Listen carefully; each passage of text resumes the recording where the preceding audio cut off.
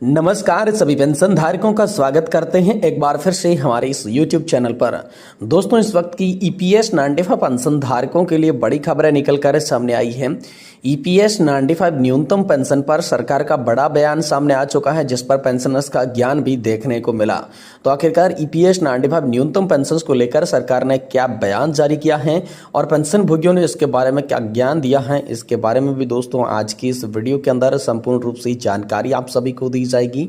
और साथ ही साथ दोस्तों बात करने वाले हैं लाखों कर्मचारियों और पेंशन धारकों को मिलेगा डबल गिफ्ट, फिर से बढ़ेगा महंगाई भत्ता, एरियर और बोनस का भी लाभ आप सभी को मिलेगा। तो जानिएगा कितनी आपकी सैलरी के अंदर बढ़ोतरी होगी, डबल गिफ्ट क्या है, महंगाई भत्ता कितना बढ़ेगा, एरियर कितना मिलेगा और बोनस कितना मिलेगा और पेंशन के अंदर क्या क्या बढ़ोतरी होने वाली है, लाखों पेंशन धारकों और कर्मचारियों को डबल गिफ्ट कैसे मिलेगा, इसके बारे में भी दोस्तों आज की इस वीडियो के अंदर संपूर्ण रूप से जानकारी आप सभी को दी जाएगी। वहीं बात करेंगे पेंशन भोगियों के लिए नया अपडेट निकलकर सामने आ चुका है। कम्यूटेशन बहाली पर दोस्तों सरकार ने बड़ा जवाब दिया है। केंद्रीय कैबिनेट की बैठक में पीएम मोदी के साथ हुई चर्चा के अंदर केंद्रीय कैबिनेट की बैठक के अंदर कम्यूटेशन की बहाली को लेकर सरकार का नया जवाब सामने आया है। तो इसके बारे में बात करेंगे कि सरकार ने आखिरकार क्या जवाब जो है इसको लेकर दिया है। और वहीं करोड़ों सरकारी कर्मचारियों की पेंशन से जुड़ी अहम खबर निकलकर सामने आई है। केंद्र सरकार ने जारी की है नई गाइडलाइन, पेंशन से जुड़ी है अहम खबर, पेंशन धारकों के लिए जाननी बेहद जरूरी। मीडिया रिपोर्ट्स के अनुसार नई पेंशन की गाइडलाइन जारी हो चुकी है। तो इस गाइडलाइन के बारे में भी आज की इस वीडियो के अंदर बात करेंगे। और वहीं बात करेंगे पेंशन को लेकर बड़ा अपडेट निकल कर आ रहा है। आप सभी के लिए हर महीने की आखिरी तारीख को खाते में आएगी पेंशन, बैंकों को सरकार के सख्त आदेश जारी। तो आखिरकार बैंकों को सरकार ने क्या आदेश दिया है, महीने की पेंशन आपके किस तारीख को खाते में आएगी, और वहीं पेंशन धारकों से जुड़ी चार इन प्रमुख बड़ी खबरों की चर्चा आज की इस वीडियो के अंदर करने वाले हैं। इसीलिए हम सभी पेंशन धारकों से निवेदन है कि दोस्तों आज की इस वीडियो को आप लास्ट तक देखिएगा और साथ ही हमारे चैनल पर नए हैं तो चैनल को सब्सक्राइब जरूर कर दीजिएगा। तो चलिए बिना किसी देरी के वीडियो के अंदर संपूर्ण खबरें विस्तार से जान लेते हैं। पहली बड़ी खबर की बात करें तो EPS 95 न्यूनतम पेंशन पर सरकार का बयान, पेंशन भोगियों का ज्ञान निकल कर सामने आ रहा है। कर्मचारी पेंशन योजना 1995 के तहत न्यूनतम पेंशन 7,500 रुपए करने की मांग हो रही है। EPS 95 न्यूनतम पेंशन 1,000 रुपए से बढ़ाकर 7,500 रुपए होगी या फिर नहीं होगी, यह सवाल हर जगह गूंज रहा है।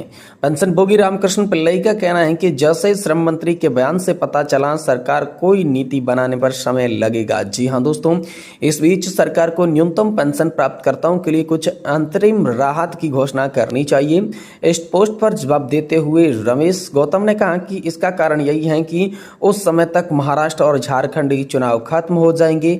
ये सबसे स्वार्थी और वो यहाँ पर जो है वृद्ध विरोधी पार्टी बताई जा रही है। सतीश मिश्रा ने कहा कि कुछ नया नहीं है, हमेशा निर्णय टालने की कोशिश करते हैं, कोई उम्मीद नहीं है, मामले को अनिश्चित काल तक खींचने के अलावा कुछ भी नहीं करेंगे। रामकृष्ण पिल्लई के एक पोस्ट में लिखा गया, अगर मूल वेतन सीमा बढ़ाई जाती है तो भविष्य में पेंशन भोगियों को लाभ होगा, अगर न्यूनतम पेंशन बढ़ाई जाती है तो पुराने पेंशन भोगियों को लाभ होगा।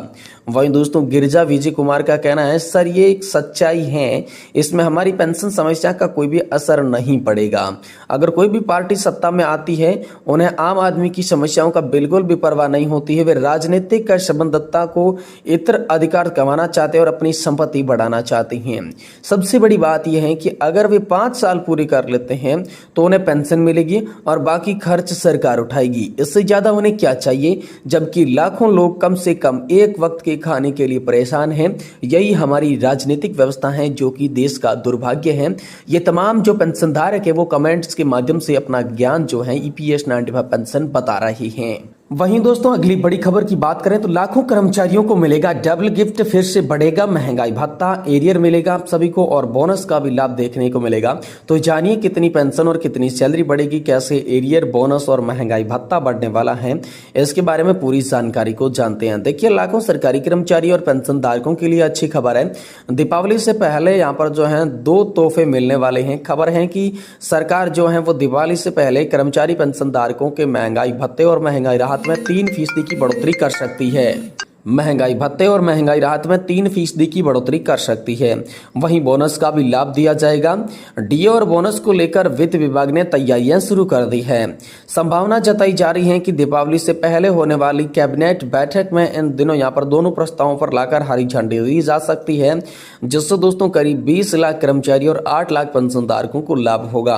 अनुमान है कि डीए और बोनस यहाँ पर जो है सरकार ऊपर 3000 करोड़ रुपए का भार पड़ेगा। तो दोस्तों मीडिया रिपोर्ट्स की माने तो दोस्तों योगी सरकार दीपावली से पहले राज्य कर्मचारी और पेंशनधारकों के लिए 3% की वृद्धि करेगी डीए के अंदर, जिसके बाद 50% से बढ़कर 53% डीए पहुंच सकता है। नई दरें जुलाई 2024 से लागू होगी। ऐसे में जुलाई से सितंबर तक का एरियर भी आप सभी को देखने को मिलेगा।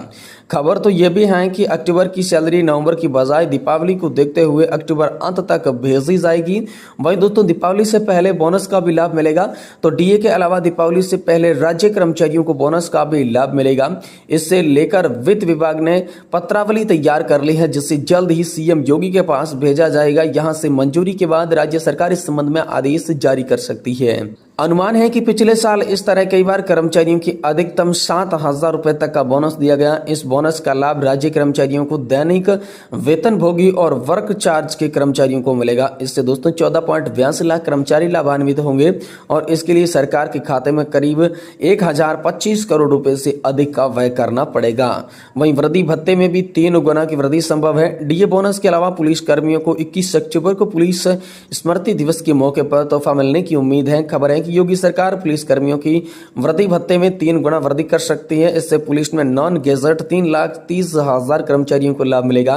वर्तमान में इन पुलिस बल तैनात कर्मचारियों को प्रत्येक 5 वर्ष में 7500 रुपए वृद्धि भत्ता जो है वो दिया जाता है। तो ये बड़ी खबर आप सभी के लिए निकल कर आई है। दोस्तों योगी सरकार 3% डीए बढ़ाएगी, जिससे आपकी पेंशन और सैलरी में जबरदस्त इजाफा देखने को मिलेगा। वहीं दोस्तों वेतन भोगियों के लिए नया अपडेट निकल कर आ रहा है। पेंशन भोगियों के लिए बड़ा अपडेट है। कम्यूटेशन बहाली पर सरकार का जवाब सामने निकल कर आ चुका है। केंद्र सरकार के रिटायर्ड कर्मचारी श्री राम नारायण सिंह की ओर से दर्ज की गई कम्यूटेशन बहाली की शिकायत पर हाल ही में केंद्र सरकार ने जवाब ने कई पेंशन भोगियों के बीच इस प्रक्रिया को लेकर जानकारी मांगकर बढ़ा दी है। तो दोस्तों हम इस वीडियो के अंदर विस्तार से समझाएंगे कि कम्यूटेशन की बहाली क्या है और इसकी बहाली की प्रक्रिया क्या होती है, जिससे पेंशन भोगियों को उनकी पूरी पेंशन वापस मिल सके। जी हाँ दोस्तों, तो चलिए इसके बारे में विस्तार से जान सकते हैं। देखिए कम्यूटेशन का मतलब क्या है, सबसे पहले ये बात करते हैं। कम्यूटेशन का मतलब है कि एक रिटायर्ड कर्मचारी अपनी पेंशन का एक हिस्सा एडवांस में लमसम राशि के रूप में ले सकता है, जिससे उसकी मासिक पेंशन की राशि कम हो जाती है। ये कमी सामान्यतः 15 वर्षों तक रहती है, जिसके बाद पेंशन फिर से पूर्व स्तर पर बहाल हो जाती है। तो कम्यूटेशन बहाली की प्रक्रिया की बात करें तो कम्यूटेशन बहाली का अर्थ है 15 वर्ष के बाद जिस हिस्से की पेंशन घटाई गई थी वह पूरी पेंशन फिर से बहाल कर दी जानी चाहिए। ये प्रक्रिया स्वचालित होती है, लेकिन कभी कभी पेंशन भोगी को इसे सक्रिय रूप से अनुसरण करना पड़ता है यदि बहाली में देरी हो जाए या कोई विसंगति हो जाए। तो केंद्र सरकार ने पेंशन की कम्यूटेशन की बहाली के लिए कौन कौन से नियम स्पष्ट किए हैं। तो नियम की बात करें तो सेवानिवृत्ति के समय कम्यूटेशन की बात कही गई है। जी हाँ दोस्तों, यदि कर्मचारी सेवानिवृत्ति के समय या फिर तुरंत कम्यूटेशन करा लेता है तो 15 वर्ष पूरे होने पर पुनः पेंशन मिलना शुरू हो जाएगी। उदाहरण के लिए यदि किसी व्यक्ति ने 1 जनवरी 2019 में हुई है तो उसकी समय कम्यूटेशन किया जाएगा, तो उसी समय दोस्तों 1 जनवरी 2024 से उनकी पूर्ण पेंशन की बहाली की जाएगी। वही दोस्तों दूसरा नियम है तो सेवानिवृत्ति के बाद कम्यूटेशन, किस्तों के अंदर कम्यूटेशन, ये 3 तरह से कम्यूटेशन होते हैं। तो पेंशन भोगियों के लिए सुझाव कौन कौन से सुझाव के लिए बताए गए तो दस्तावेज संग्रहण करना, कानूनी सलाह लेना और पेंशन विभाग से संपर्क में रहना, ये 3 प्रमुख सलाह जो है वो पेंशन धारकों को दी जा रही है। जी हाँ दोस्तों, तो ये आप सभी के लिए आज की प्रमुख बड़ी खबरें निकल कर आई। अगर वीडियो की जानकारी आपको पसंद आई है तो वीडियो को लाइक कर दें और हमारे चैनल को सब्सक्राइब जरूर करें।